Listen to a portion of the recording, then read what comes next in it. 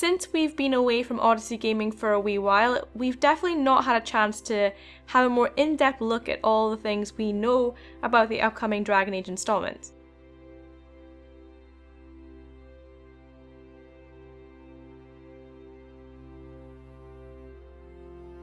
Hi, this is Rima from Odyssey Gaming, and today I'll be looking at the various rumours and news tidbits surrounding Dragon Age 4, and bear in mind some of these are just rumours and unconfirmed, and some of them are fairly old, so take them with a grain of salt. And with that, let's look at what we've missed, and maybe debunk some rumours along the way.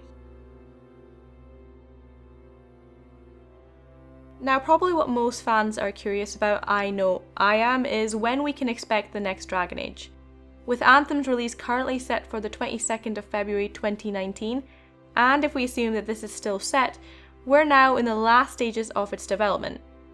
The next Dragon Age is already thought to be in some form of development, but with the lack of info, concept art, or story details, we can assume we have a ways to go. And then there was this IGN Greece article from the 31st of July. The article, translated from Greek, states, quote, "Anonymous source working in a Bioware title revealed by mistake the speech at IGN Greece that it launched the voiceover for an upcoming title of the company. The source told us about her work without mentioning the name of the title, but confirming that it is not Anthem, but an old series of the company, which is not Mass Effect, and that is played in a more, quote, old setting." Now, this has obviously been translated from Greek to English using Google Translate, so it is a bit rocky. Then the source then goes on to suggest that this unnamed medieval game would be released in around 2 years. We can presume that the source is talking about Dragon Age rather than Mass Effect or a new IP, however let's take this source with a grain of salt considering we've really not heard anything to corroborate the story or even very much about the game itself. In the early part of the year, Kotaku came out with an article that looked at the, quote, mounting pressures at BioWare regarding Anthem's need for success. While a lot in the article was confirmed in some regard, including discussing the troubled development behind Mass Effect Andromeda, it also brought two pieces of information that seemed to trouble Dragon Age fans. For one, it stated that the new Dragon Age title had been quote-unquote rebooted by the studio, which brought fears that we may see a Dragon Age completely unrelated to anything we'd seen before. This is still an unconfirmed rumour.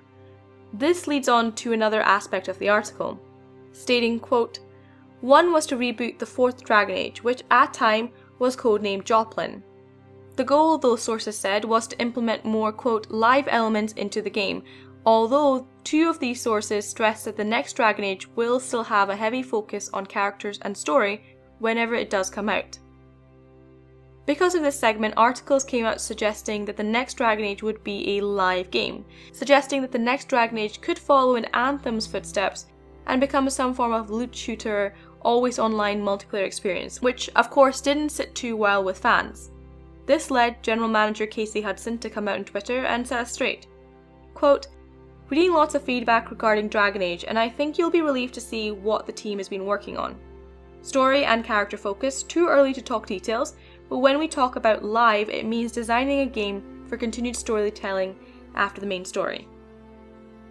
This suggests that the live features will most likely be DLC or continuing the story plot after the main campaign. Another piece of news from the start of the year that may have flew under the radar of some of the fans was the addition of a new writer to the Dragon Age project. Alexis Kennedy, a writer and developer and founder of Fail Better Games, did some freelance work for BioWare and more specifically for a section in a Dragon Age related project. He went on to state, quote, "It is confirmed to be a project in the Dragon Age franchise, and I did work with Dragon Age writers," and then went on to say, quote, "They hived off a bit of the lore for me to go and do a deep dive on, and develop a bunch of typical gothic, miserablest, surreal Kennedy stuff. I think it would not be surprising if it were about death, and I think that the element will survive if nothing else does. It will be related to the body of my work." It has been confirmed that Kennedy has worked on a playable section of the game and not just part of some overreaching lore. This means that his work will have some likely effect on the player's experience. Kennedy is known for fairly dark Lovecraftian themes and normally focuses on death due to the huge influence death has had on his friends and his family. In his interview with PCGamesN, you can read about the death of his father and brother and Kenny's fear of the sea and how that's influenced his work. I will leave a link to this article in the description below for anyone who would like to read this further. Dragon Age has always had a darker tone, for example the Blight, murders, blood magic, executions, etc, etc. However, the game's tone has gotten lighter as the series progressed. Just think of Dragon Age Origins' tone compared to Inquisition's. If we were to head to Tevinter, the home of slavery and blood magic, and face off against Solas's plan to basically destroy the world, I think we'll probably have to go pretty dark. Now this is a very small tidbit of news, probably isn't something we can really hold up as verified, but stated by former creator Mike Laidlaw last year on Twitter, we should be expecting more games in the Dragon Age series past the next installment. Quote, "There is no planned ending for Dragon Age. There is an evolving plan that tends to look 2 games ahead or so." For one, with a series like Dragon Age, most of the games are standalone. Yes, the stories do somewhat intertwine, but the games bar Inquisition, due to the Trespasser DLC, can be played without having to rely on a follow-up. This statement was also made by Laidlaw prior to him actually leaving BioWare, so it may not hold the same weight as it did when it was first tweeted out. And lastly, unfortunately due to the futures of both Dragon Age and Mass Effect really hinging on Anthem's success, we don't really know what the future of these franchises really are. So those are some news tidbits and rumours about Dragon Age 4 we missed while we were away from the channel, and there is a lot we don't know about the upcoming title, but considering it's in very early development and we still have Anthem's release in the future, there is still plenty of time for more reveals.